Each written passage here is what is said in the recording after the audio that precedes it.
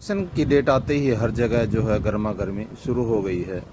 कांग्रेस के खेमे में पहुंचने के बाद अजय गौतम गौतम जी, जैसे चुनाव का माहौल है, आपको को पता है कि सरगर्मी हर जगह चल रही है, तो अभी जैसे जेजेपी के छोड़ के आप कांग्रेस में आए हो, तो यहाँ के कैसा आपको लग रहा है? देखिए, कांग्रेस में आए तो मुझे 3 महीने हो गए। जेजेपी को तो 3 महीने पहले ही अलविदा कह दिया था हमने। और वैसे मैं नाम भी नहीं लेना चाहता फ़िलहाल, क्योंकि मेरे फादर साहब कहते हैं कि जो छोड़ दिया गांव तो क्या लेना ना हो। बाकी जनता, आप भी पत्रकार भाई हैं, आपको भी पता ही है कि स्थिति आज की डेट में क्या है, तो जनता ज़्यादा बता पाएगी, मैं कुछ नहीं कहूँगा। तो किसका क्या कारण था कि आपने जेजेपी छोड़ी सर? कारण मैंने थोड़े अकेले छोड़ी, वहाँ तो बचा ही कोई नहीं, सारे ही छोड़ के जेजेपी, तो जितने भी क्या विधायक ही छोड़ के जो विधायक थे। हम तो चलो किस्मत से विधायक बने भी नहीं थे, लेकिन उन्होंने एक मौका दिया था, हम उनका धन्यवाद आज भी करते हैं। इस बारे में कोई ऐसी बात नहीं। पीक तो उसका नाम है, एक्चुअल में तो वो आरएसएस है। आरएसएस लोगों को गुमराह करती है और बीजेपी उसको इम्प्लीमेंट करती है, तो देश को बर्बाद करके रख दिया उन लोगों ने।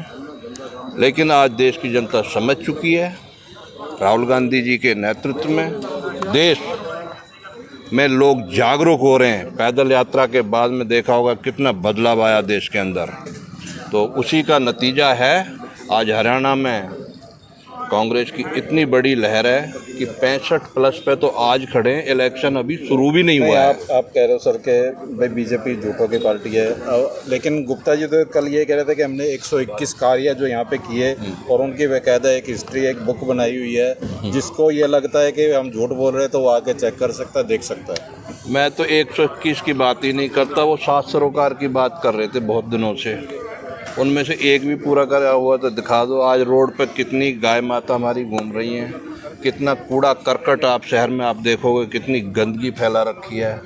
बेसिकली निगम है जो यहाँ का नगर निगम, वो पंचकुला के लोगों को पैसा लूट के खा रही है। बहुत लूट मचाई है उन लोगों ने, और अब जनता जवाब देने पे आ गई। अभी 8 तारीख को पता लग जाएगा क्या क्या होगा। वो तो आज भी दावा कर रहे हैं कि सरकार हमारी होगी सर, और कांग्रेस ने जो चंद्रमोहन जी हैं वो कह रहे हैं कि 5 साल वो नज़र ही नहीं आए कहीं भी, और अब एकदम से जब इलेक्शन है तो एकदम से अभी जो है बाजार मार्केट के अंदर आए हैं, यानी कि अभी जो है पब्लिक के बीच में आना उन्होंने शुरू किया है। उसके बारे में क्या करना है? देखिए, एक बात बताइए, ये कैसे कह सकते हैं चंद्रमोहन जी बीच में नहीं थे?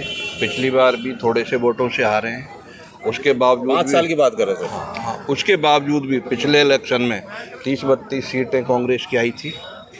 और आज आप देखिए ना, एक तरफा माहौल है हरियाणा के अंदर, एक तरफा माहौल है। आप तो मीडिया वाले भाई हैं, आपका तो सब जगह सर्कल है, आप देखिए 65+ पे खड़े हैं। आज पंचकुला की जनता अगर नाराज होती तो चंद्रमोहन जी का इतना ग्राफ यहाँ नहीं बढ़ता। आज आप किसी भी गांव में, कॉलोनी में, वहाँ जाके देखिए, कम से कम भी 30,000 वोटों से जीतेंगे। मोहन जी इलेक्शन नहीं लड़ रहे हैं, यहाँ की जनता इलेक्शन लड़ रही है। युवा, बुजुर्ग, महिलाएं, बहनें, माताएं सभी इलेक्शन लड़ रहे हैं। एक तरफा माहौल कर दिया है। अभी हम बरवाला में गए थे और वहाँ पर ओपनिंग की है ऑफिस की। वहाँ आप जाकर देखिए, ऐसा मेला लगा हुआ था कि पूछो मत। इतनी तो उम्मीद भी नहीं थी। आसपास के गांव के सभी बुजुर्ग, मान सम्मान योग्य आदमी जितने भी हैं, सभी वहाँ पर थे। तो वहाँ मेरे ख्याल से तो 1,500 से 2,000 की संख्या में लोग मौजूद थे वहाँ पर। तो एक तरफा माहौल हो चुका है। जो जीत चंद्रमोहन जी की निश्चित है। ज्ञानचंद गुप्ता जी 10 साल तक विधायक रहे, मंत्री रहे, स्पीकर रहे। उनकी वजह से आप देखो शहर के अंदर कितने लोग परेशान है, जनता परेशान है। गौ माताएं जो हैं सड़कों के ऊपर प्लास्टिक पॉलीथीन खा रही हैं। इनके 7 सरोकार में ये भी था कि इनके लॉ एंड ऑर्डर हम उसको अच्छा करेंगे। कितने स्नैचिंग की वारदातें हो रही हैं। इन्होंने जो भी वादे किए सारे के सारे झूठे वादे किए। अभी थोड़े दिन पहले बरसात हुई थी, पिछले शुक्रवार की बात है। 11-15 का जो चौक है, इन्होंने जो करोड़ों रुपए देके बनवाया है, उसकी जो सीमेंट जो रोड थी वो सारी की सारी टूट के बह गई। आप देखो सेक्टर 19 का जो अंडरपास है, वहाँ पे पानी इतना जमा हो गया, आज भी पानी खड़ा हुआ 7 दिन के बाद भी। तो इनके जो झूठे वादे हैं उनसे जनता तरस आ चुकी है, परेशान हो चुकी है। और आने वाले चुनाव में 8 तारीख को आप देखना कि भाई चंद्रमोहन जी भारी मतों से जीत कर आएंगे। और हम तो चाहेंगे कि पहले वो उप मुख्यमंत्री रहें और मुख्यमंत्री भी बने। नहीं, कुछ लोगों का ये कानून व्यवस्था यानी कि चरमरा जाएगी। ये आप जो कह रहे हो ये तो जनता नहीं कह रही, ये उन्हीं के बीजेपी के नुमाइंदे होंगे, उन्हीं के भेजे हुए कुछ व्यक्ति होंगे जो ये बातें फैला रहे हैं। कांग्रेस के राज ने सबसे पुरानी, जैसे भाई साहब ने बताया, कांग्रेस तो बहुत पुरानी पार्टी है। इन्होंने आम आदमी का, सबका, कर्मचारियों का, मुलाजिमों का, आड़तियों का, व्यापारियों का, आम जनता का सबका ख्याल रखा है। जाति से आते हैं, इनको देश का प्रधान बनाया हुआ है पार्टी का, ये तो बहुत बड़ी बात है। तो छोटे से आदमी को कहाँ से कहाँ बिठा देते हैं। और मैं तो इसी वजह से कायल हो गए, तो मैंने इनेलो छोड़ के कांग्रेस पार्टी ज्वाइन कर दी भाई चंद्रमोहन जी के साथ। एक जैसे एससी कैटेगरी है वो 4 भागों में विभाजित होगी, यानी कि बीएसपी का और लोकदल का, इनेलो का हो गया, अभी जेजेपी और एएसपी का हो गया, ठीक है जी, कुछ कांग्रेस में है, कुछ बीजेपी में भी है। तो वोट यानी कि डिवाइड होते रहे, तो आपको कैसा लग रहा है? देखिए, आप किसी भी जाति को देख लो, किसी भी जाति को देख लो, सारी की सारी 100% किसी पार्टी को नहीं। आप देखना आने वाले चुनाव के अंदर 8 तारीख को रिजल्ट आएगा, कम से कम 70% जो अनुसूचित जाति है उनके जितने भी वोटर हैं 70% कांग्रेस को मिले। और इनका प्रभाव भी नहीं है। आप देखोगे आज समाज पार्टी का कोई प्रभाव नहीं है, बसपा का भी प्रभाव नहीं है।